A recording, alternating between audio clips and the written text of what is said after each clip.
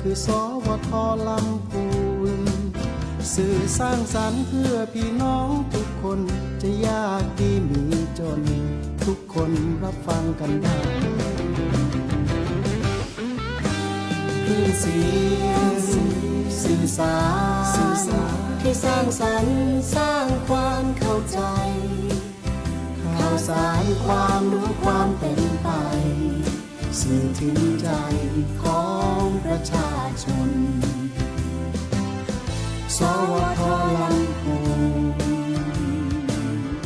วิทยุแห่งประเทศไทย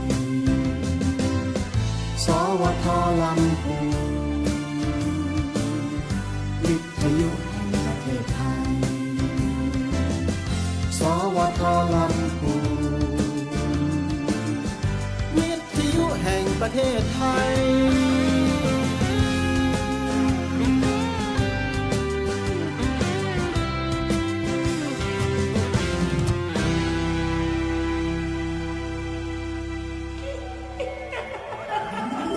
กระจกวิเศษจงบอกข้าเถิดใครงามเลิศในปัทภีก็พระนางน่ะสิราชินีผู้เลอโฉมดูสิตั้งแต่ท่านพาชาวประชางดเผาป่าและขยะในครัวเรือนชาวไร่ชาวนาก็งดเผาตอสั่งข้าวฟางข้าวหันไปไถกลบทำปุ๋ยหมักแปรรูปเป็นอาหารสัตว์หรือเอาไปอัดเป็นก้อนแทนอากาศก็ดีไม่มีฝุ่น PM 2.5 คอยกวนใจหน้าตาท่านก็สดใสผิวพรรณผุดผ่องเป็นที่สุดพะยะค่ะ ต้องแบบนี้สิเจ้าพูดถูกใจข้ายิ่งนักเพราะทุกการเผานั่นคือการสะสมฝุ่นแต่ถ้าทุกคนร่วมใจกันหยุดเผาเราก็จะมีแต่อากาศบริสุทธิ์ไว้หายใจห่างไกลมะเร็งปอดสุขภาพก็ดีมันคือที่สุดแล้วราชินีจงเป็นอมตะราชินีจงเป็นอมตะข้าขอบูชาท่านพะยะค่ะไปเอาธูปมาแต่ไม่ต้องจุดแล้วนะเดี๋ยวนี้ข้าเปลี่ยนมาใช้ธูปไฟฟ้าแล้วมันจึ้งมากไม่มีฝุ่นเลย wow. คุณภาพอากาศดีด้วยการร่วมมือของทุกภาคส่วนปรารถนาดีจากสำนักงานประชาสัมพันธ์ที่ 3 กรมประชาสัมพันธ์ลำพูนเมืองเล็กที่ไม่ธรรมดาสัมผัสเสน่ห์เมืองต้นกำเนิดอารยธรรมล้านนาโบราณเมืองที่มีประวัติศาสตร์ยาวนานกว่า 1,300 ปีสักการะพระธาตุหริพูนชัยพระธาตุคู่เมือง1 ใน 8 จอมเจดีย์ของประเทศไทยพระรอดมหาวันพระนางจามเทวีครูบาศรีวิชัยนักบุญแห่งล้านนากูช้างกูม้าและสิ่งศักดิ์สิทธิ์คู่บ้านคู่เมืองเพื่อความเป็นสิริมงคลหนีความวุ่นวายมาพักใจที่ลำพูนเชิญมาสัมผัสวิถีชีวิต Slow Life เมืองที่โอบล้อมด้วยธรรมชาติและวัฒนธรรมอันงดงามดื่มด่ำบรรยากาศสบายไม่เร่งรีบผ่อนคลายกับการเดินป่าท่องเที่ยวอุทยานดอยขุนตาลน้ำตกก้อหลวงทุ่งกิ๊กแล้วมาพูนของงามๆอันเรื่องชื่อผ้าไหมยกดอกลำพูนผ้าเตียงจกหลงลี้ผ้าฝ้ายผ้าบาติกมัดย้อมและผ้าทอกระเหรี่ยงที่ขึ้นชื่อมาลำของกินมาพูนของงามที่ลำพูนเมืองแห่งความสุขเมืองเศรษฐกิจสร้างสรรค์บนความพอเพียงติดตามข้อมูลเพิ่มเติมได้ที่ www.lamphoon.go.thวันอาทิตย์ที่ 8 กุมภาพันธ์ 2569 ตั้งแต่เวลา 8 โมงเช้าถึง 5 โมงแลงจังหวัดละปูนเชิญชวนพี่น้องชาวละปูนผู้มีสิทธิ์เลือกตั้งทุกท่านร่วมแรงร่วมใจออกมาทำหน้าที่ใช้สิทธิ์เลือกตั้งสมาชิกสภาผู้แทนราษฎรและลงคะแนนออกเสียงประชามติ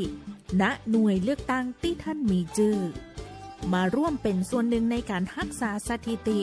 จังหวัดที่มีผู้มาใช้สิทธิ์สูงสุดของประเทศไทยแชมเปี้ยนฟอร์ละปูนรวมพลังเจ้าละปูนป้องกันแชมป์สมัยที่ 16ลำพูนไม่ลำพังมารวมพลังไปเลือกตั้งสสรวมออกเสียงประชามติกันต่อเชิญพี่น้องแม่พ่อวันที่ 8 กุมภา 8 โมงเช้าถึง 5 โมงแลงโชว์พลังแข็งแกร่งสู่การเป็นแชมป์ 16 สมัย ออกมาใช้สิทธิ์มากที่สุดในประเทศไทย พี่น้องลำพูนรักประชาธิปไตยมาร่วมแรงร่วมใจไปเลือกตั้งให้คูหา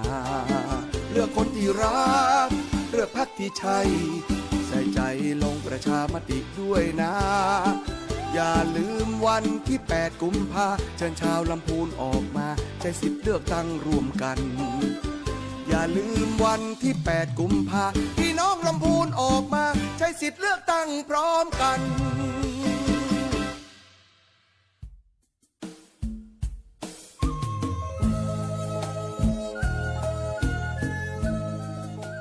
พระธาตุเด่นพระรอดขลังลำไยดังกระเทียมดี ประเพณีงามจามเทวีศรีหริพุนชัย ท่านกำลังฟังสถานีวิทยุกระจายเสียงแห่งประเทศไทยจังหวัดลำพูนสำนักประชาสัมพันธ์เขต 3 กรมประชาสัมพันธ์ส่งกระจายเสียงในระบบ FM Stereo Multiplex ความถี่ 95 เมกะเฮิรตซ์จากอาคารเลขที่ 113 หมู่ที่ 10 ตำบลบ้านกลางอำเภอเมืองจังหวัดลำพูนจากนี้ไปสถานีเชิญท่านรับฟังรายการมองลำพูนค่ะ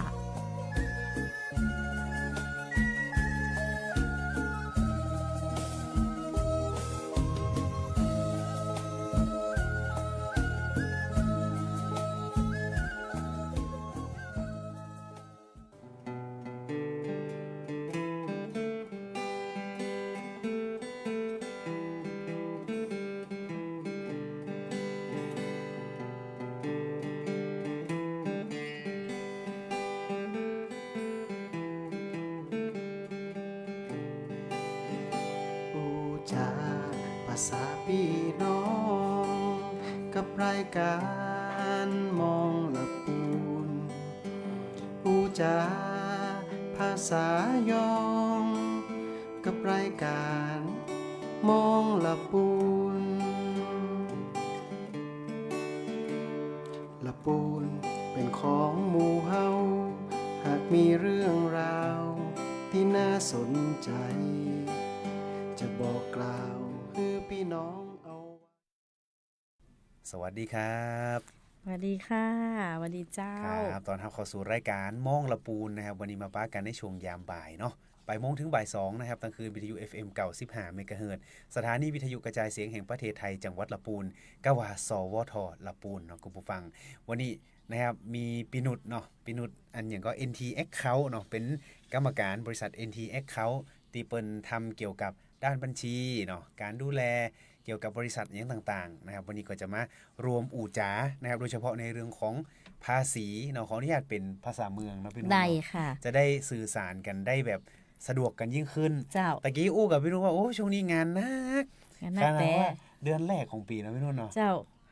คิวบางวันนี่3คิวดูเนาะอย่างดาราเนี่ยไหนนึงวันเจ้าโอ้โหไปไหนแต่ละที่นี่นะคะวางแผนภาษีรัวๆถ้าคิวนึงนี่อย่างก็คิวแล้วชั่วโมงยังดีคิวก็เกิ่งวันนี่ก็อีทเจ้าก็เลยบอกว่าอันอย่างก็เข้ารายการนี่เดี๋ยวเราดึงเวลากันสักหน่อยนึงจะได้แบบให้มันผ่อนคลายสักหน่อยนี่เนาะวันนี้เช่นเคยนะครับก็มีหลายเรื่องราวนะครับที่พี่นุ่นจะนำมาบอกแต่เรื่องการเสียภาษีเนาะวันนั้นอันอย่างก็ที่เพิ่นเขาไปเสียภาษีสรรพสามิตก่อนภาษีสรรพสามิตภาษีเงินได้บุคคลธรรมดาแม่นวันนั้นเปิ้นส่งหนังสือมาที่สวทละปูนให้ประชาสัมพันธ์ไปละเนาะก็ประชาสัมพันธ์ไปในเบื้องต้นแต่วันนี้เนี่ยเราก็จะมาลงลึกในเรื่องของการลดหย่อนโต้ยนะครับเพราะว่าตอนนี้เนาะเปิ้นเปิด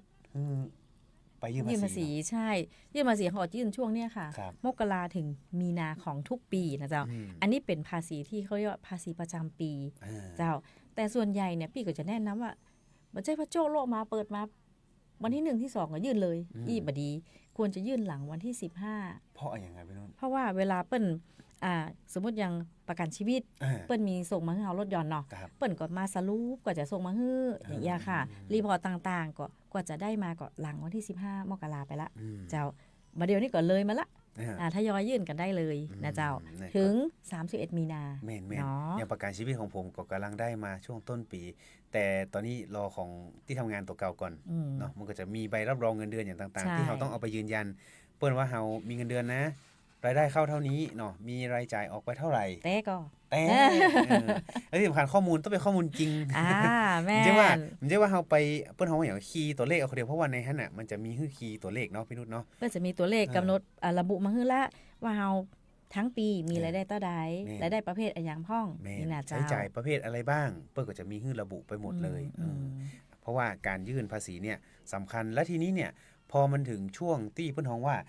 เงินเดือนหลายคนเนี่ยมันถึงเกณฑ์ที่จะต้องมายื่นภาษีอย่างต่างๆความจริงมันต้องยื่นอยู่แล้วแหละ แม่น แต่มันเปิ้นฮ้องว่ามันถึงเกณฑ์ที่จะต้องชำระภาษี ใช่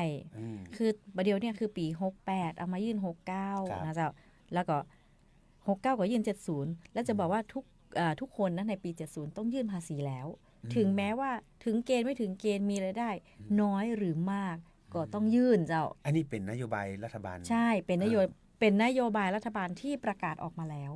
เจ้าคือบ่ใช่ว่าเอ้ยก็เจ้าขายของได้น้อยเดียวนะอันนี้ก็ต้องยื่นละเนาะเปิ้นฮ้องว่า negative income คืออะไรเนาะคืออะไรก็คือ negative income เนี่ยก็คือถ้ามีรายได้น้อยรัฐบาลบอกว่าฉันจะช่วยคุณนะฉันจะมีอะไรอย่างมาแบบเหมือนซัพพอร์ตคล้ายๆเหมือนคนละครึ่งอะไรอย่างว่า เหมือน โคร เปิ้ ง น การ เปิ้ นี้ นฮู้ว่าการใช้จ่ายของเราเป็นอย่างไรอีกก็แล้วเวลาเปิ้นจะตรวจสอบว่าคนนี้มันรายได้จริงบ่จริงเปิ้นจะมีการช่วยเหลืออย่างไรอีกอ่ะ ก็คล้ายๆประมาณนั้น อันนี้นโย เอาไป บาย วิเคราะห์ว่า เจ้ คนนี้สมควรให้การช่วยเหลือหรือไม่ เปิ้นอาจจะมีเรทเนาะ อาจจะมีเรทประมาณนี้ ครับ เปิ้นก็จะช่วยเหลืออย่าเจ้า แต่สิ่งที่มันดีคือที่ผ่านมาคนส่วนใหญ่บ่ได้ยื่น ครับ คนที่ยื่นก็จะมีมูเงินเดือน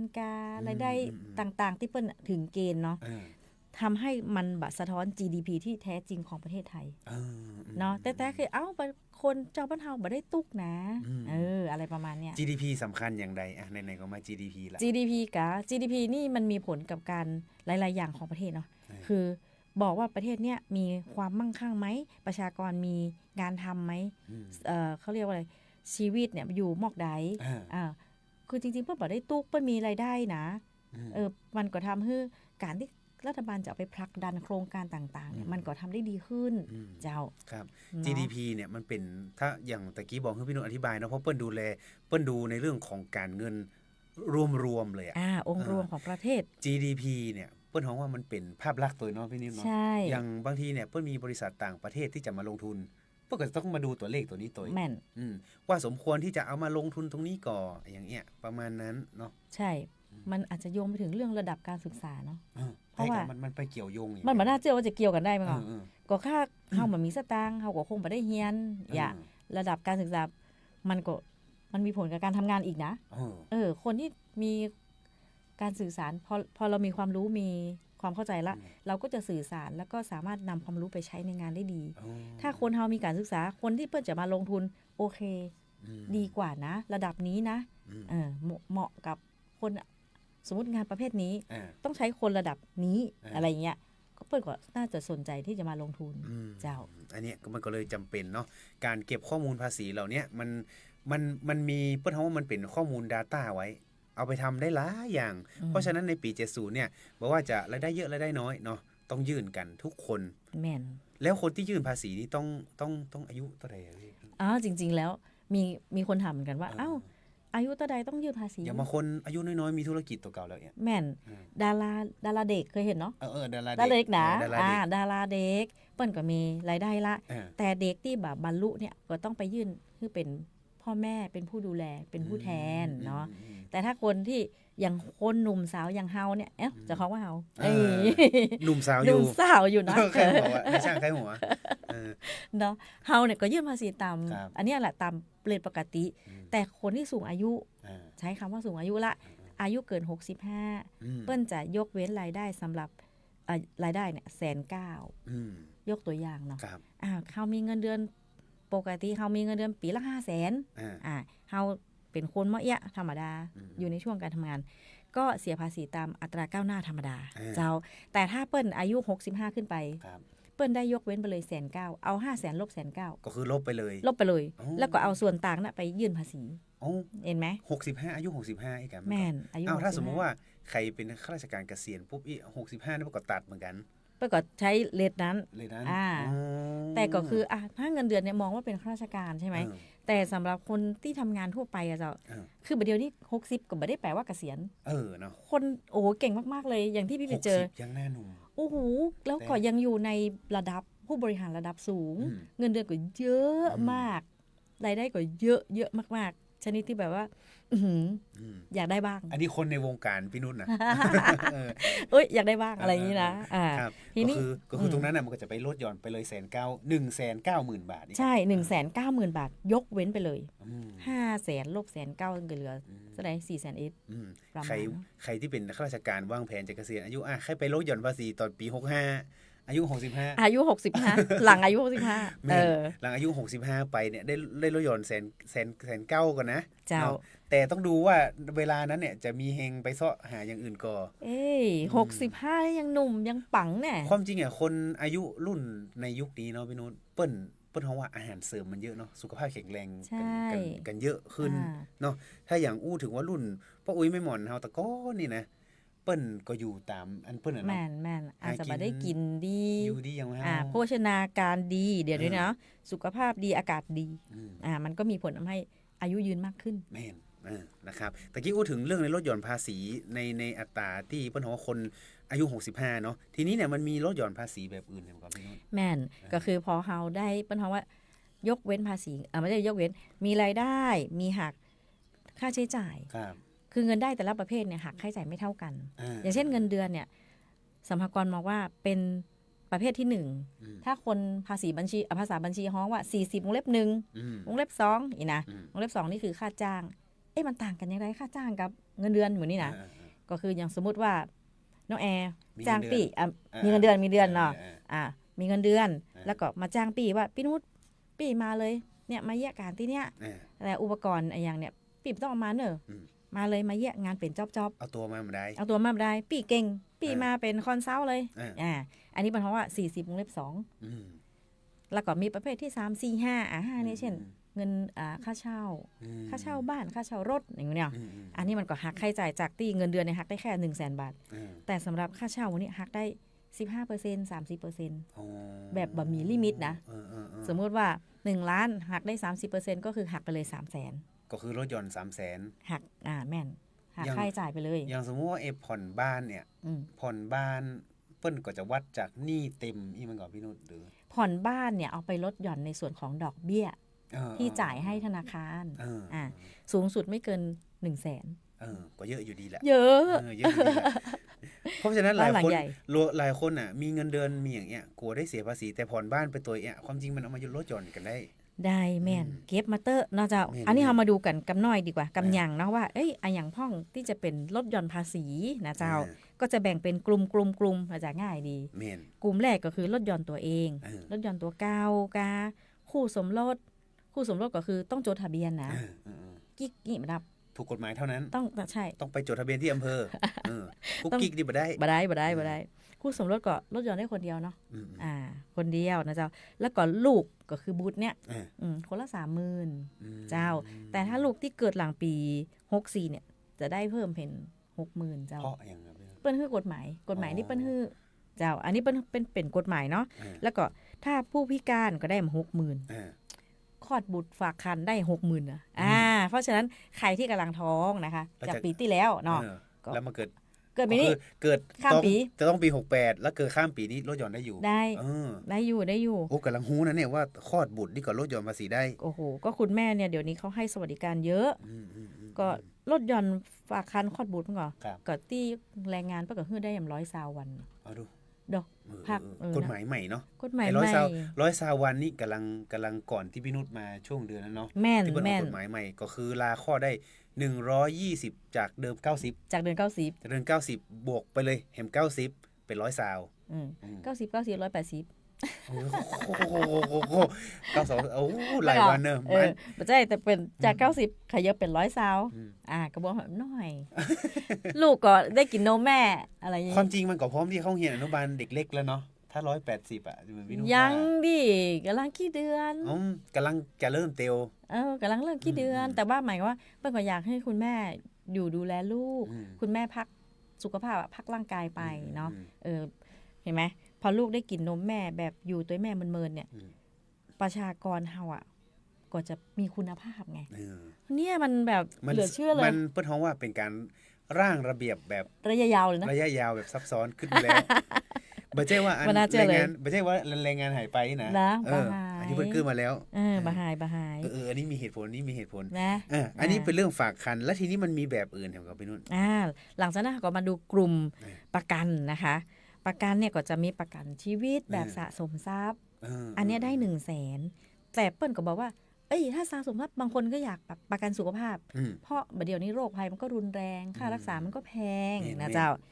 ก็เปิ้ลคือ 25,000 แต่2กลุ่มเนี่ยประกันสุขภาพกับประกันแบบออมทรัพย์รวมกันไม่เกิน 100,000 แต่สุขภาพได้ตึก 25,000 น่ะแต่ปีก็จ่ายเบี้ยแปลงหน่อยแปลงหมายความว่า 25,000 ฉันรู้สึกว่าฉันไม่พอ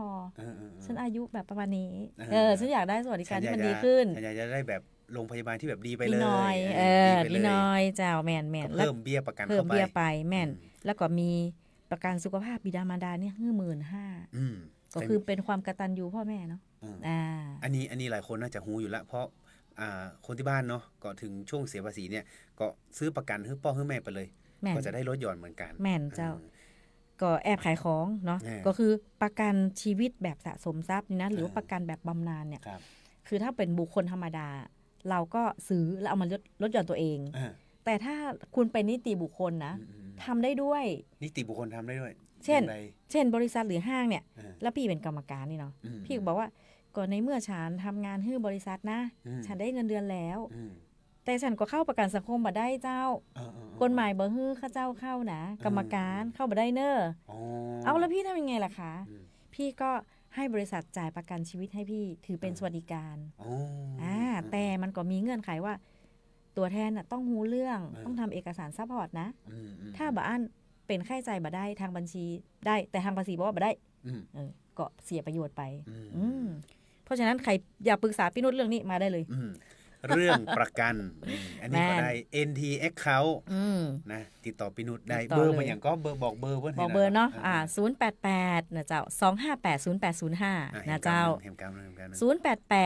2580805หรือว่าจะไปที่ Facebook ก็ได้ Facebook อย่างFacebook ชื่อว่าสำนักงานบัญชี NT Account เจ้าเข้าไปเลยเข้าไปทักถามเวลาเราบอกเบอร์โทรเราต้องบอกเหมือนวิทยุสมัยแต่ก่อนน่ะ053เนี่ยที่วันยาวเนี่ยเพื่อจะ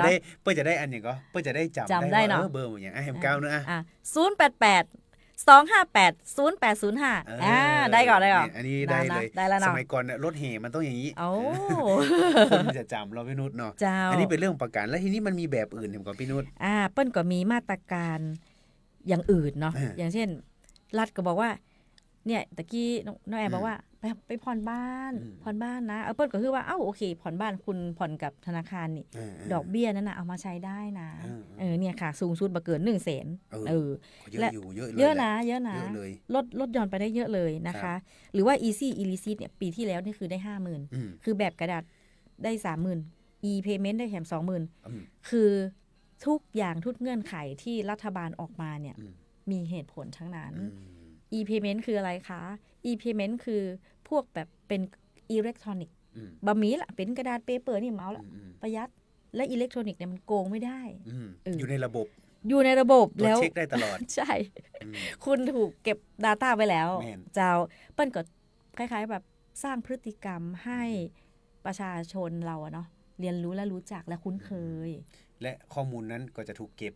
ด้วยแต่ความจริงข้อมูลมันมีประโยชน์นะไม่ใช่ว่ามีประโยชน์แล้วก็ไปเซาะเลี้ยงกันนะแม่นค่ะเพราะว่าเวลาเขาจ่ายสเตอร์เขาจำมาได้แม่นเขาจำมาได้เลยนะสมมติว่าจำเมื่อเขาตัวกดเข้าไปแม่นกดเข้าไปปุ๊บ iTag ฉันเคยไปกินข้าวที่นี่ตัวฉันเคยบริจาคที่นี่ตัวปีเคยลองเนาะ20 บาทปีก็ลืมมาเลยว่าไปเยี่ยนอย่างมาจำไม่ได้ละที่ไหนก็มุวัดไหนมุพอกดยื่นภาษีอุ้ยฉันเคยบริจาค20 บาทบางเตื้อวัดอย่างเงี้ยเนาะเปิ้ลก็มีแบบบริจาคให้เฮาสแกนนี่แม่นในปีเนี้ยค่ะปี69เนี่ย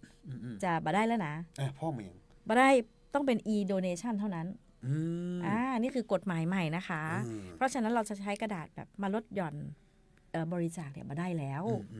บ่ได้แล้วนะปี69อันนี้ต้องบอกทุกคนเลยนะเพราะว่าหลายคนยังเข้าใจว่ามันได้อยู่ไม่ได้แล้วกดปุ่มสตาร์ทปึ้ง1 มกรา บ่ได้เลย บ่ได้เลย แสดงว่าเริ่มแล้วกัน เริ่มแล้ว e-donation นะคะลดหย่อนภาษีต้อง e-donation เท่านั้นไอ e ทั้งหลายเนี่ยมันจะมีผลแบบเข้ามามีบทบาทเยอะ e นี่มันก็ย่อมาจากอิเล็กทรอนิกส์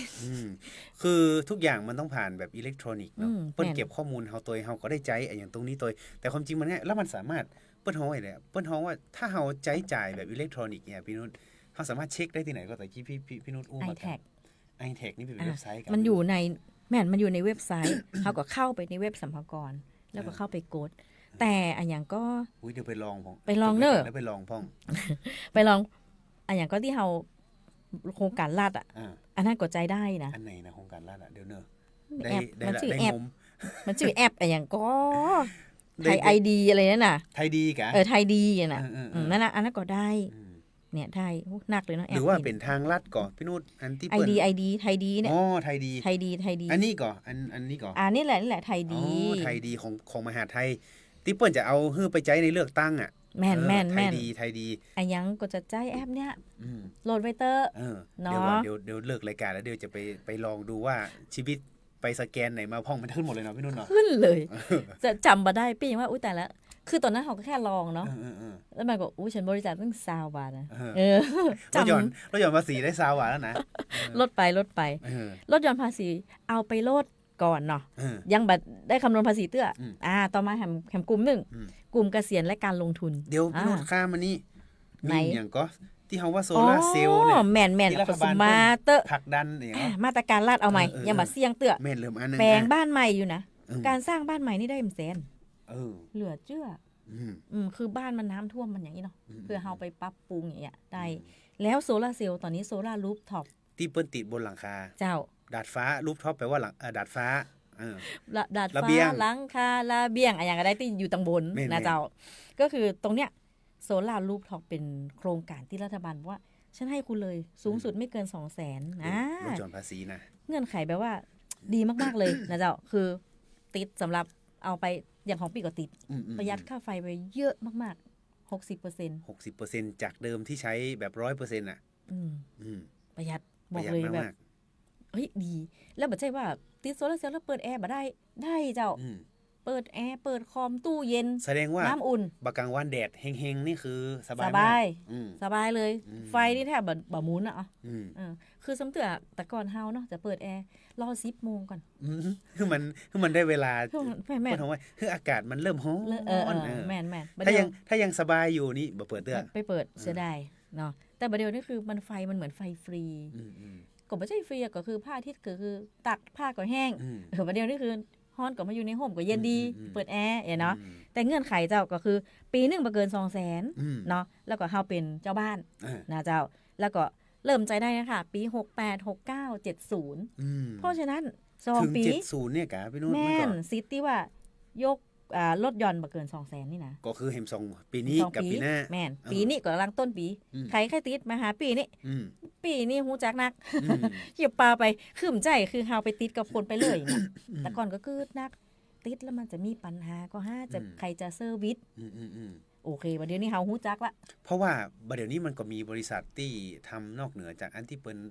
เป็นบริษัทหลักของเพิ่นก็มีเนาะแต่เดี๋ยวนี้มันก็มีหลายทางเลือกอย่างบางคนเนี่ยร้านกาแฟเอาตรงๆหลายสวทนี่ก็มีอันนั้นเพิ่นก็ติดแม่นแต่เพิ่นก็บ่ได้เป็นติดของไฟฟ้าเนาะแต่เพิ่นก็จะเป็นบริษัทที่เพิ่นมาติดให้แม่นเป็นบริษัทอันนี้ต้องบอกนะถูกกฎหมายนะไม่ใช่ว่าติดไปเลย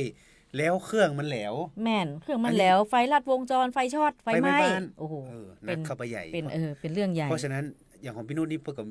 พอมีคนรู้จักอยู่เนาะมีคนรู้จักอันนี้เพิ่นก็เป็นเวนเดอร์ที่ทำกับไฟฟ้าการไฟฟ้ารับรองอย่างเงี้ยเฮาติดแล้วเฮาสบายใจประหยัดภาษีนะประหยัดสตางค์แล้วก็ปลอดภัยอันนี้เอาเตอะพี่มุมพี่นะพี่ว่าโอ๊ยโคตรคุ้มอ่ะคือเฮาเคยเห็นข่าวไฟไหม้บ้านเนาะไหม้บ้านตัวใดไหม้ตัวเก่าไปตัวเนี่ยแม่นเอ็นดูเนาะเอ็นดูแต่ละอันนี้นี่นะต้องเพราะฉะนั้นทำมันถูกกฎหมายมันจะว่าไปซื้อแบบเถื่อนแล้วมาติดอันเองนี่นะคนเดียว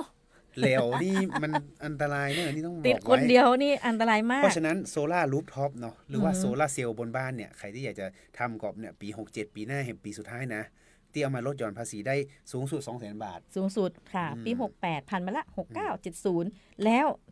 ถ้าเป็นบ้านคนทั่วไปเนี่ยบ่เกิน10 kVA ครับค คือปอแน่นอนพี่บอกเลยแอร์นี่คือเปิดเย็นช่ำอะ สบายสบาย เปิดจนลืม สบาย เปิ เนาะ ดจนลืมกดเปิดสบายสบาย เจ้าแล้วก็ยังมีแฮม อ่า อันที่เป็นมาตรการรัฐนะเจ้าก็คือซื้อศิลปะเอามาลดหย่อนภาษีได้เฮ้ยเหลือเชื่อ ซื้องานศิลปะ ซื้องานศิลปะเอามาลดหย่อนภาษีได้100,000 เอาแล้วอันนี้เขาจะฮู้ได้เลยว่างานศิลปะนี่เขาซื้อศิลปะต้องเป็น เป็น ศิลป อะไร ทย ประมาณไหนอะไร เออ ใช่ไหมเดี๋ยวก่อนเขาต้องบอกว่า อันเนี้ยโครงการเนี้ยก็ตั้งแต่ปี68 69 70เพราะฉะนั้นเหลือเวลาอีก2 ปี อ๋อ เจ้า นี่ไงก็คือภาพเขาขึ้นง่ายศิลปะของเขานี่คือ ภาพวาด ประติมากรรมภาพวาดนี่คือภาพวาดเนาะสมมุติเฮาบอกว่าเอ้ยฉากหลังบ้านฉันห้องรับแขกฉันเนี่ยฉันอยากให้มัน สวย สวยมีงานมีภาพ ประติมากรรมวาด แม ภาพ น ตกแต่งนี่เนาะ แมนเจ้านี่เลย อ๋อ คน เปิ้นก็จะมีอยู่ว่าเฮาไปซื้อที่ไข่แล้วถึงจะได้ลดหย่อน แม่น ลองอู้หน่อย นี่เนาะ ลอง คือ ดู ศิลปินแห่งชาติสาขาทัศนศิลป์ อย่างอาจารย์เฉลิมชัยอันนี้บ่ได้โฆษณาให้เปิ้น แม่น จะอีเปิ้นก็ได้เนาะ มันจะได้ยกตัวอย่างให้มันเห็น มันเห็นชัดเนาะ ออ เปิ้นก็มีแบบเฮาฮู้จักเนี่ย อาจจะเป็นภาพวาดภาพปั้นอย่างนี้นะหรือว่าศิลปะศิลปินศิลปะอย่างเนี้ยสาขาทัศนศิลป์ ศิลปากรอันนี้ก็จะเป็นบ้านเฮาก็มีหลับปูนนี่ก็มี กะ แม่น อยู่ทางใด อาจาร คะ ย์อินสนวงศ์สาม อ้าว เนี่ยคือได้นึกภาพออกเนาะ อืม เป็นศิลปินศิลปาธรเหมือนกัน แม่นเจ้า แล้วก็มีศิลปินที่ขึ้นทะเบียนกับสสร แล้วก็ บริษัทก็ได้ แม่น มูลนิธิก็ ได้สมาคมได้งานประมูลได้ นะเจ้า คือเฮากับบ่ฮู้อ่ะตอนนี้เฮาซื้อมาแล้วเฮามาลดหย่อนแหมน้อยเฮาจะขายบ่เป็นหยังบ่ได้เสียภาษีเน้อเพราะว่าเฮาซื้อของเป็นของสะสมนะ คือวันเนี้ยพี่แบบว่าไปแล้วปึงใจอ่ะเนี่ยเหมือนเนี่ยอาจารย์อะไรอย่างก็ เฉลิมชัย อาจารย์เฉลิมชัยแล้วก็ อาจารย์อินสน อาจารย์อินสนปีไปโอ้ปึงใจ คือแบบมันชอบเฮาก็เอามาไว้ที่บ้านเฮาผ่านไปแหมสัก10 ปีปีก็อยากเปลี่ยนห้องละปีก็เอาไปขายเนี่ย แม่น มันต้องเสียภาษีนะ งานศิลปะบางทีนะ มันมูลค่าเพิ่มไม่ก็มีนะเนาะ โอ้โหมันยิ่งเก่ายิ่งดียิ่งแบบคือมันเป็นเรื่องของฟีลลิ่งนะ และแฮมอย่างหนึ่งงานศิลปะเปิ้นเฮามันลิมิเต็ด แม่น มีแค่หนึ่งเดียว แม่นคือบ่ใจละมันแบบมีก็ของเฮาอ่ะสมมุติอย่างอ้ายปีชอบพญานาคเปิดก็มีหูปปั้นพญานาคเนี่ยก็มีคนมาขอซื้อก็บ่ขายบ่จนนั่นน่ะเปิงใจเมื่อใดก็ขายมัน ราคาสูงมาก แม่นราคาก็ไปเรื่อยๆแม่น เอาอยู่ที่ความเปิงใจเนาะ อันนี้ก็คืองานศิลปะเนี่ยก็สามารถลดหย่อนภาษีได้อันนี้ผมก็กำลังฮู้เหมือนกันนะ แม่นมัน ได้ถึงปี70เนอะพร้อมๆกับโซล่ารูฟท็อปนี่เลย เจ้าก็ถ้าบ่แน่ใจยังได้ก็โทรหาพี่นุชปรึกษายังได้ฮะเนาะประกันชีวิตพี่นุชยังได้ดีบริษัทหนูอยากจะเอาไปลดหย่อนภาษีอยากจะได้ค่าใช้จ่ายกรรมการหรือว่าคนที่เปิ้นฮ้องว่าไงหุ้นส่วนกับคนที่ทำงานที่มีความสำคัญในกิจการนั่นน่ะเอามาเป็นคล้ายๆเป็นสวัสดิการให้เปิ้นแล้วบริษัทก็ได้ค่าใช้จ่ายโอ้ได้2เด้งอ่ะแล้วแล้วกรรมการแล้วเอาไปลดหย่อนภาษีได้แฮมต่อนะเช่นยกตัวอย่างให้เห็นภาพบริษัทซื้อประกันให้พี่ใช่ไหมบริษัทได้ค่าใช้จ่ายแล้วตัวพี่ไปยื่นภาษีเอาประกันนั่นน่ะมาลดหย่อนภาษีแฮมได้2 ต่อได้2 ต่อนั่นน่ะเขาเรียกว่าคุ้มคุ้มในคุ้มคุ้มในคุ้ม2 ต่ออ่ะคุ้ม2 ต่อเจ้าแล้วทีนี้เรามีในเรื่องของอันนี้พี่นุ่นเกษียณเนาะเกษียณและการลงทุนนะเจ้าเกษียณและการลงทุนก็คือแบบประกันชีวิตแบบบำนาญแบบบำนาญเนี่ยได้แบบ15%แต่บ่เกิน 200,000เพราะฉะนั้นก็ใครที่รายได้นักๆก็ซื้อไปเลย 200,000เนาะประมาณนี้กองทุนสำรองเลี้ยงชีพนะเจ้าก็แล้วก็กบข.กองทุนสงเคราะห์ครูโรงเรียนเอกชนแล้วก็กองทุนรวมก็คือ IMF นั่นเองนะเจ้าส่วน SSF นี่เปิ้นยกเลิกไปละเปิ้นยกเลิกไปละเปิ้นก็มามีอันนี้แทนเจ้านี่มีอย่างไทย ESG อันนี้เป็นแบบใหม่แบบใหม่นี่ก็คือเงื่อนไขมันนักเนาะเงื่อนไขมันนักเนี่ยต้องลดหย่อนไม่เกิน 30% ไม่เกิน 300,000 คือท่องแล้วก็ดูจะเวียนหัวเพราะฉะนั้นพี่ว่าถ้ารายได้เขานักเขาก็มาวางแผนภาษีแต่ให้เรารู้ว่าเขามีอะไรบ้างเจ้านี่ติดต่อพี่นุชเลยติดต่อพี่เนี่ย แล้วก็มีอันนี้กอชกอชนี่น่าจะใกล้เจ้าบ้านสุดละแม่นพ่อรัฐเปิ้นก็สนับสนุนฝากใช่พี่ก็สนใจนะคือมันลุ้นหวยได้ด้วยกันแม่นนั่นแหละหวยชัดเปิ้นหวยคนหวยเปิ้นฮ้อยหยังก็หวยชราภาพหวยชราภาพ ชื่อมันอาจจะ ชื่อดู อาจจะขัด บดี สักนิดนึง อะ แต่ความจริง ชื่อดูบ่อยาก แต่ความจริ ฉลาด มันเพิ่นเฮาอย่างก็มันได้ลุ้นตัวเนาะ แม่ แล้วเงินของท่านน่ะมันไม่ได้หายไปไหนก็คือ ฝากไปเยอะมันก็มีสิทธิ์ลุ้นเยอะนั่นแหละ แม่นแม่น พี่นุชฝากพองเรียงนี่ กำลังจะเริ่มฝากเนี่ยครับก็บางทีมันกำลังมาเนาะ เออๆๆ กำลังมาครับ แต่ว่าสูงสุดปีหนึ่งไม่เกิน 30,000 บาท อืม ซึ่งพี่ว่าก็ดีนะ อืม สมมติบ่ได้เฮาซื้อหวย งวดละ500เดือนหนึงก็ปัน อืม เดือนละปันปีก็12,000กันแต่อะ บ่ถูกเห็ม บ่ถูกก็บ่เป็นหยังได้คืนน่ะ เออ ได้คืน อันนี้นะหมายถึงกอชนี่นะ แม่นของกอชนี่แหละ แต่สูงสุดไม่เกิน 30,000 ต่อปี แต่ถ้าซื้อหวยใบนี่ก็บ่ถูกก็ไปเลยเนอะ ไปละค่ะบ๊ายบายทางข บ๊าย ยะ บาย ลงไปเลยเนาะ ลงไปนั่นเลย เจ้า ทีนี้เขาก็มาดูว่าเอ๊ะถ้าประกันสังคมเหรอตอนนี้ก็คือคนที่ทำงานมีเงินเดือน หรือคนที่เป็นมาตรา 39อันนี้คือจะได้เอาประกันสังคมไปลดหย่อน อ๋อ แม่น อันนี้ของสรรพากรก็ย่างบาสัมพันธ์กับประกันสังคม อืม เพราะว่าอันนี้บอกว่าสูงสุด 9,000 9,000 แต่ประกันสังคมปีนี้ปรับเพิ่มขึ้น อ๋อที่พี่นุชบอกไว้รอบแล้ว แม่น อืม จากแต่ก่อนสูงสุด 15,000 มาเดียวก็เป็น 17,500 เจ้าก็ เพิ่มจากอัตราที่จ่ายเดิมประมาณ100 กว่าบาทมั้ง 100 กว่าบาท 100 กว่าบาท ถ้าจากเงินสมทบนะ อืม เจ้า และอัตรานี่ก็จะใช้ไปแฮม3 ปีแฮม3 ปีตั้งหน้าก็ปรับขยับขึ้น อืม ก็ธรรมดา ความจริงการปรับขึ้นของประกันสังคมนี่ถ้าเกิดว่าดูจากประกันทั่วไปมันก็ปรับขึ้นเหมือนกันนะ ปรับขึ้นประกันชีวิตก็ปรับ ปรับ ขึ้น ขึ้นเหมือนกัน เพราะว่าค่าครองชีพเราเพิ่มขึ้นไง เงินเฟ้อ มัน เนอะ เฟ้อ อืม ขึ้นเนาะนะ อืม เซตก็มาไทยนี่เนี่ยไทย ESG ก็คือนี่แหละที่พี่บอกมันมาแทนSSF นะเจ้า 30% ไม่เกิน 300,000แล้วก็ Social Enterprise เนี่ย100,000เนาะอันไทย ESG เนี่ยค่อนข้างที่จะเป็นตัวใหม่ โอ้โห ก็คือมันเยอะเนี่ยเห็นก็มันมีการเงินลงทุนมีเงื่อนไขเยอะนะเจ้า ถ้าใครจะซื้อก็มาปรึกษากันทางเคาน์เตอร์ ปรึกษาพี่นุชติดต่อได้ที่ไหนก็พี่นุช NT Account นะเจ้า เบอร์โทรศัพท์เบอร์ออฟฟิศเนาะ อ่า 088 258 0805แฮมกัมบ่ เห็มกำนึง โอเค ฟังแล้วเจ้ามันเลข8มันอาจจะดูเยอะ เลขสวยนะ เลขสวยเจ้า 088 258 0805 อันนี้เบอร์มงคลก่อนนี่ ก็ซื้อบ่ได้นะ แต่มันนักเนาะ เลข8เลขมันเพิ่นเฮาอย่างเลขมังกร อ๋อ อินฟินิตี้ เจ้า ไปเจริญก้าวหน้าแบบไม่มีสิ้นสุด นั่น แห นะ ละ กะ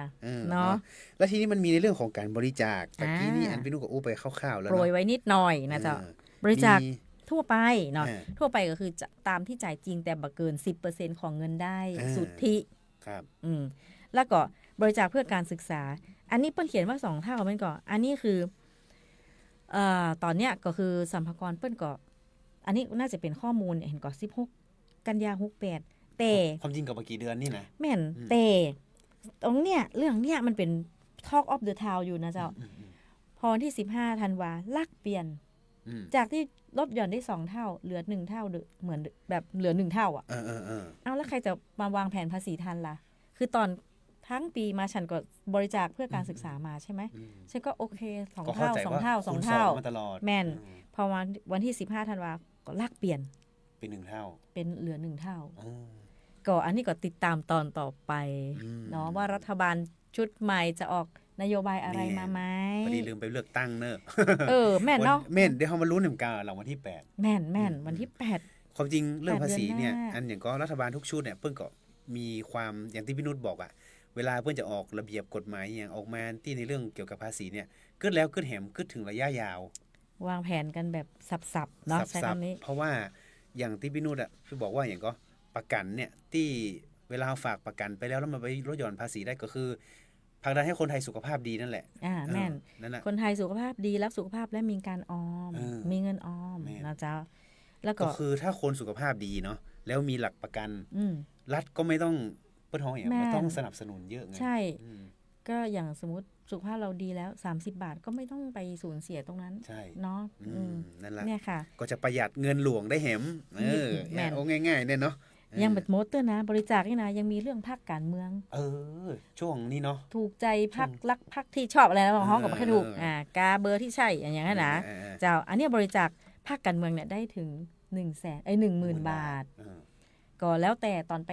ที่เฮาไปยื่นนะเจ้าก็จะมีฮึดติ๊กว่าบริจาคไหมสมมุติว่าเฮาได้ภาษีคืน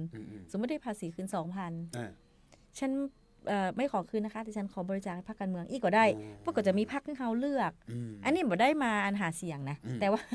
อันนี้มันเป็นบอกข้อมูลเนาะว่ามันจะมีประมาณนี้มันมีอยู่จริงมันประมาณนี้นี่นะเจ้าโอเคอันนี้ก็เป็นในเรื่องของการลดหย่อนเนาะโอ้ได้ความรู้เยอะเลยอ่ะพี่นุชอันไหนที่แบบบ่เคยรู้มาก่อนแล้วก็กำลังรู้แล้วทีนี้มันมีในเรื่องเกี่ยวกับอย่างนะพี่นุชวันนี้มีทองมันแรงตะคืนน่ะพี่นุชเนาะหลายคนถ้าเปิ้นเฮาว่าสะสมทองคำนั่นน่ะกะถ้าดูกราฟอย่างเป็นตัวนี้นะเปิ้นกราฟที่มันเป็นเทียบกับดอลลาร์สหรัฐต่อออนนี่เนาะโอ้มันตื่นเต้นขนาดและตะคืนเนี่ยประมาณช่วง 4 ทุ่มถึง 5 ทุ่มภายใน1ชั่วโมงอ่ะลงมาเป็น$100นั่นน่ะ100-200ตะคืนนี่ก็น่าตกใจอยู่ทุบกันแรงมาก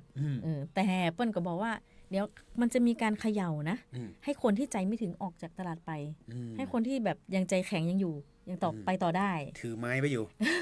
ถือไม้ไปอยู่อันนี้เขาก็มาดูเนาะว่าคือบางคนเปิ้นก็แบบฉันลงทุนทองฉันซื้อทองฉันอะไรอย่างเงี้ยมันฉันจะเสียภาษีก่ออย่างละออนที่ออฟฟิศพี่ก็มีแบบในมือถือก็จะมีจิ้มกองทุนเนี่ยตื่นเต้นกันลงกับที่นักร้อยลงกันหน่อยหน่อยนิดหน่อยเริ่มใหม่เหรอเริ่มต้นแม่นคือเหมือนกับว่าหัดให้น้องๆได้รู้จักว่าเราไม่ได้ไปฝากแค่สถาบันเดียวคือธนาคารหนูเริ่มมีเงินละหนูก็มาออมประกันชีวิตนิดหน่อยปีนึง 10,000-20,000 บัดนักนะเพราะเดือนละปันประกันชีวิตนี่นะพี่นุชอันนี้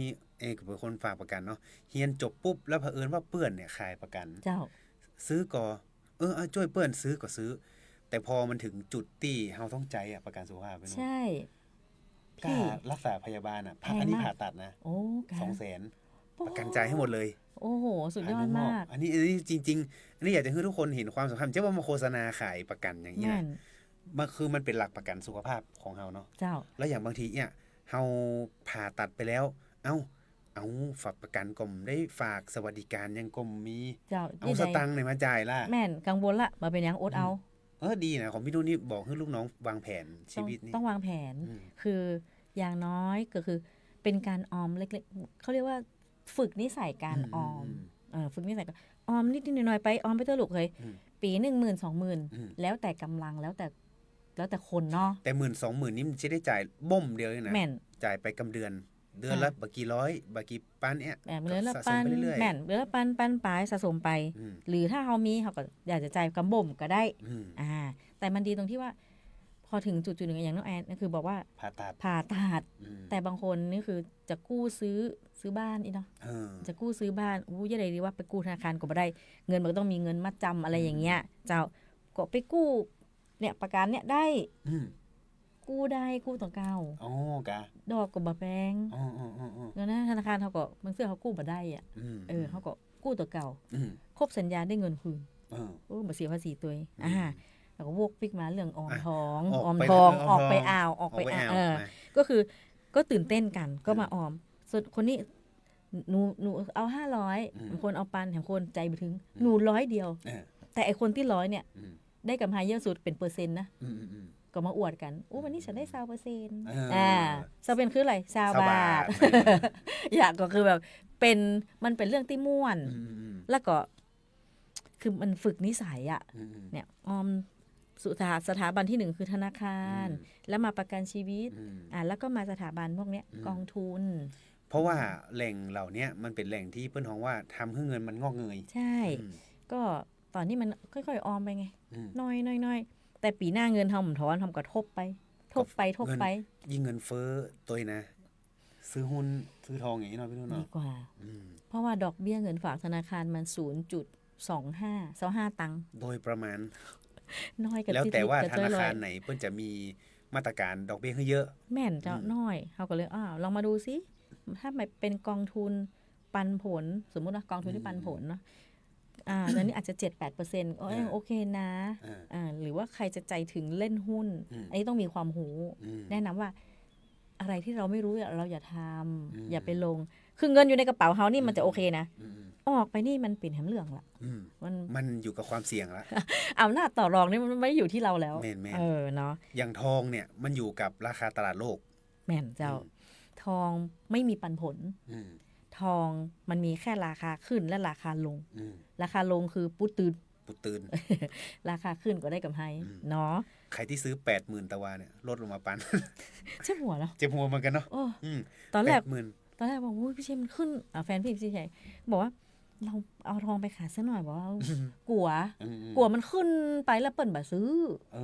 ก็แต่คืนนี้คนทุกคนก็หวั่นไหวว่ามันลงมาแบบเป็น$100นี่นะ เยอะ 100แตะ200เลยมั้งตะคืน เหรี เนี่ย ญ100 กว่าเหรียญ 100 กว่าเหรียญ ถ้าเป็นเงินไทยอีเนาะมันก็เยอะอาทิ คู ต ณ ย์ 31 32โดยประมาณ เยอะ เยอะอยู่นะ ต่อออนซ์เนาะเจ้าทีนี้เขาก็มาดูว่าการ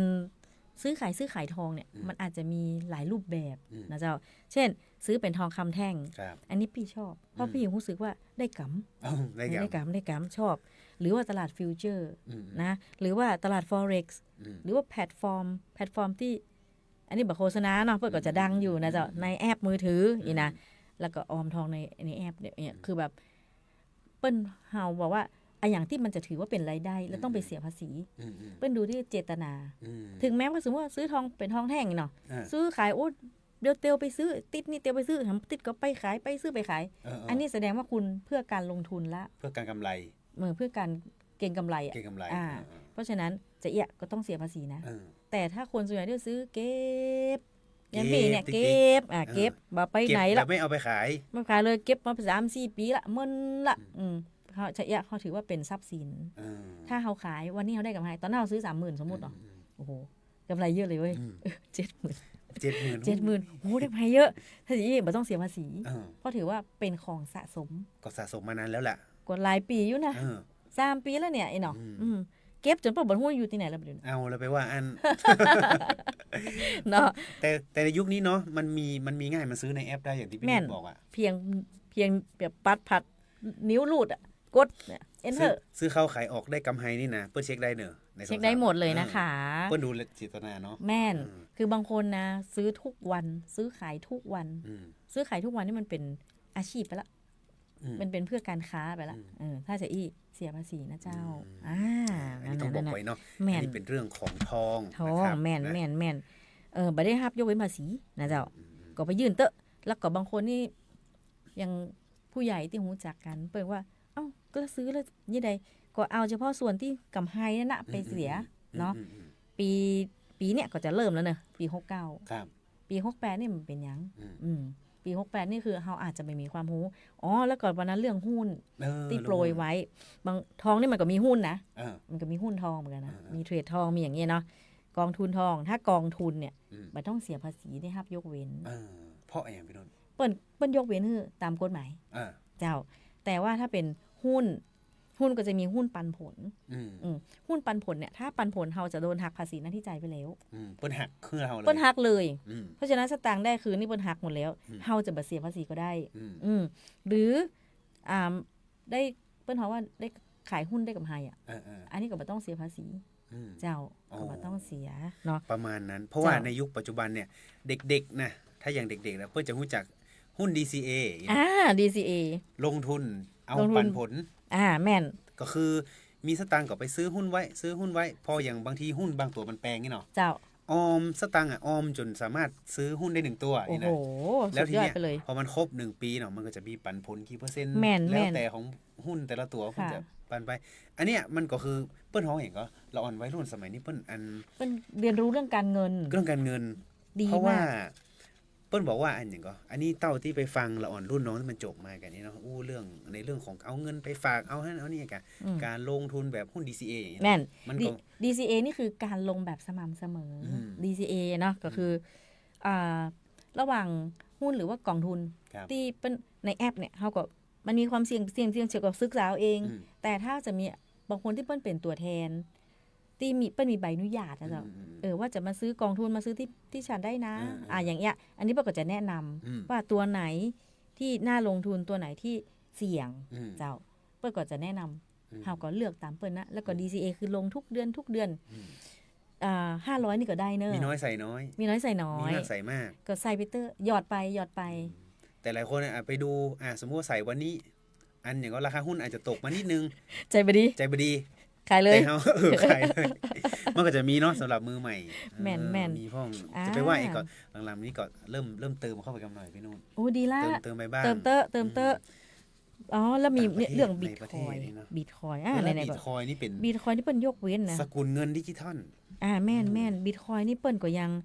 ถึงปีนี้เปิ้นก็ยังยกเว้นอยู่ ปี68เนี่ย 68 69 70นี่ยังยกเว้นอยู่ในการเทรดบิตคอย อืม แต่หลังจากนี้รอดูนโยบาย หลังปี70กะ ก็เปิ้นบอกว่าถึงปี70นะแต่ตอนนี้ เบื้องต้น พี่ก็มองว่า ถ้ารัฐบาลใหม่มา ก็ต้องดูกันเหมกาม ดูกันกามคือตอนเนี้ยบางทีกฎหมายมันเปลี่ยน อืม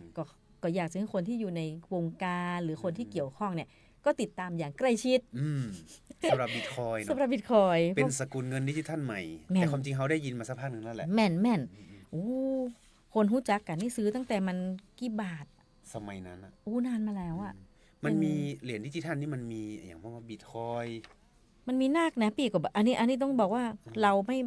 ม่มีความชำนาญก็คือเปิ้ลบ่นั่งสอนเฮานี่แหละเปิ้ลก็ดีนะพี่จะอีนะครับอีนะครับ แต่เฮาก็สมองก็ไม่ได้รับรู้ได้ขนาดนั้น เขารับรู้เยอะเนาะ เยอะมาก ดูกฎหมายเรื่องบัญชีนี่เขาก็เจ๊หัวอ เจ้า ยู่แล้ว หัว นะ แล้วค่ะ เยอะมาก อืม ๆ เพราะว่าบัญชีเนี่ยมันมีทั้งนิติบุคคลแต่ละประเภท ประเภทกิจการนะ อืม มันก็บ่เหมือนกัน อืม เนี่ยมันปัญหามันนัก ประมาณนี้เลยเนาะพี่นุ่นเนาะ เนาะ ก็นะวางแผนการเงินไปที่ NT Account ไปที่บริษัทพี่นุ่นเลย ใช่ ช่องทางการติดต่อไหมฝากในช่วงท้ายรายการนะพี่ ช่ว นุ่ ง น ช่องทางการติดต่อเนาะ อืม ก็คืออันช่องทางแรกก็คือ Facebook เออ ชื่อว่าสำนักงานบัญชี NT Account นะเจ้า อันนี้เข้าไปเลยแล้วก็จะ Messenger หรืออะไรก็ได้ หรือใครอยากจะได้ได้อาจจะโวยขึ้นนะเจ้า โทรศัพท์นะเจ้า 088 258 0805 อันนี้ก็โทรเข้าไปก็กด1กด2กด3กดไหนก็กดเด้อ มันก็เป็นพนักงานที่เฮาอยู่เนี่ยฮะ ครับ เป็นทีม ต่ออยู่ฮะ แต่เพื่อก็จะแยกเป็นแผนกไป แม่น เออ คือน้องๆทีมบัญชีปีเนี่ยจะคือสวยไม่พอนะ ก็มีความรู้ด้วย อืม เหลือเชื่อนะ เป็นออฟฟิศที่มีคนหน้าตาดีอยู่รวมกัน ถ้าเดี๋ยวได้ไปเอวสักกรรมละ ก็คือฮับเข้าไปแล้วเนี่ยมันก็จะมีเปิ้ลท้องว่าเหมือนคล้ายๆกับ call center เนาะแต่มันเจ๊แก๊งนะอันนี้ อันนี้ ตู้สาขา อันนี้ตู้สาขา ก็คือว่าโทรไปปุ๊บเนาะก็จะมีกด1กด2กด3จะแยกไปว่าเขาจะไปปรึกษาเรื่องบางอย่าง แม่นเจ้า หรือไปติดต่อแบบสถานที่ที่ไหน ที่ถ้าอันนี้หมู่บ้านดีย่าวาเล่เจ้า อยู่สารปี ดีย่าวาเล่ เส้นต้นยาง หลายคนอาจจะเคยได้ยิน ดีย่าวาเล่สารปีเส้นต้นยางนะเจ้า หรือว่าใครอยู่ตังปาซาง ใกล้ไปก็จะหน้าโรงเรียนบ้านบาตาล เจ้า ปีก็จะมีสาขาอยู่ตรงห้าน แต่สาขาเนี่ยมันแค่อยู่กะอันขับไปเข้ามานี่มันก็ใช้เวลา 30 โลอ่ะ แม่น 30 กิโลเมตรนะครับ ก็โทรถามได้ โทรหาแล้วก็นัดกันเจ้าก็มีคนที่เปิ้นผ่านไปไกลเนาะเปิ้นหูเรื่องเนาะผ่านไปขับผ่านไปเปิ้นเห็นเปิ้นก็โทรหาพี่ก็เข้าไปที่บ้านอย่างนะบ้านเรือนบ้านเรือนป่าซาง แม่นอย่างเงี้ยก็เข้าไปหา คือพี่เนี่ยอยากไปเห็นสถานที่จริงของลูกค้าเจ้าเพราะว่าอยากเห็นว่าสถานประกอบการเป็นแบบนี้เขาจะได้เห็นภาพแล้วก็ได้คือคำแนะนำที่ถูกต้องในเรื่องบัญชีเรื่องการจัดการต่างๆวางแผนระยะยาวเลยนะเนาะ NT Account สามารถเข้าไปได้เลยเบอร์โทรศัพท์ย้ำแห่งกรรมนึงไปเนาะ088 258 0805เจ้าเศรษฐีโปรแกรมลำใหญ่ก็โทรไปได้เนอะเพราะมีรายได้ต้องเสียภาษีนะโอ้โหลำใหญ่นี่รายได้เยอะเจ้าแม่นบัจใจแค่1-2 ล้านเนอะเป็น10โอ้โหหลัก10บางคนนี่อันอย่างก็เป็นรายใหญ่เนาะอาจจะเป็นหลัก100 ล้านนี่ไปปรึกษาได้100 ล้านนี่ฮับปรึกษาก่อนฮับเป็นหลายร้อยกับมาเตอร์แค่ตัวเลขพี่นุ่นสามารถจัดการได้หมดเลยเนาะหลายอย่างเนาะดูแลในเรื่องของแรงงานตัวนี้มั้ยก่อนแรงงานนี่มีเพื่อนที่เป็นพันธมิตรกันเพราะแต่ก่อนที่ทำหมดแล้วรู้สึกว่ามันเยอะฉันเหนื่อยเลยต้องแยกพาร์ทมาทำบัญชีใช่มาทำบัญชีแล้วก็ดูแลประกันสังคมให้เนาะแต่ถ้าแรงงานwork permit อย่างเงี้ยก็มาเตอร์คือเรามีพันธมิตรที่ไว้ใจได้บางคนเป็นเอเจนซี่เถื่อนก็น่ากลัวเจ้าคือคึดอย่างบ่ออกก็มาถามพี่เตอร์พี่มีค่อนข้างเยอะเห็นว่ามีช่อง TikTok ตัวเผื่อ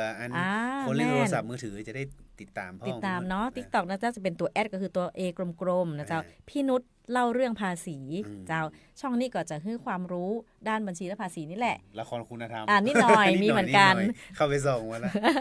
เพื่อจะได้เข้าใจง่าย แม่นเข้าไปดูได้พี่นุชเล่าเรื่องภาษีนะ เจ้าต้องแอดใส่แอดเห็นหน่อยเนาะเจ้าเวลาผ่านมาที่แรกเขาว่าอย่างก็จบเมื่อใดกับเมื่ออันเนาะมาน่าเชื่อเลย59เดี๋ยวเข้าข่าวต้นชั่วโมงวันนี้เรา2คนเนาะพี่นุชกับน้องแอต้องลาไปก่อนเนอะนะครับมีโอกาสครั้งหน้าเนาะพี่นุชจะได้มาจ่าในเรื่องของอันนี้มันเป็นเรื่องใกล้ตัวแม่นแล้วก็อย่าลืมไปยื่นภาษีเนอะถึงวันที่เท่าไหร่ครับพี่นุชถึงไปเกิน31มีนาแต่ถ้าออนไลน์ได้ถึงวันที่8แต่แนะนำว่าช่วงนี้ไปเตอะเพราะคนก็เริ่มไปนักเจ้าหน้าที่ยื่นที่ไหนได้บ้างถ้ายื่นก็คืออำเภอ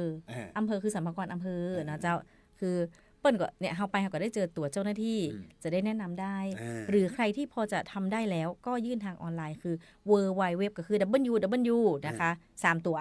www.rd.go.th อันนี้คือเว็บของกรมสรรพากรนะเจ้าครับพอดีลืมไปยื่นภาษีกันเด้อนะครับวันนี้เวลาหมดแต่แล้วนะครับลาไปก่อนนะครับสวัสดีครับสวัสดีค่ะ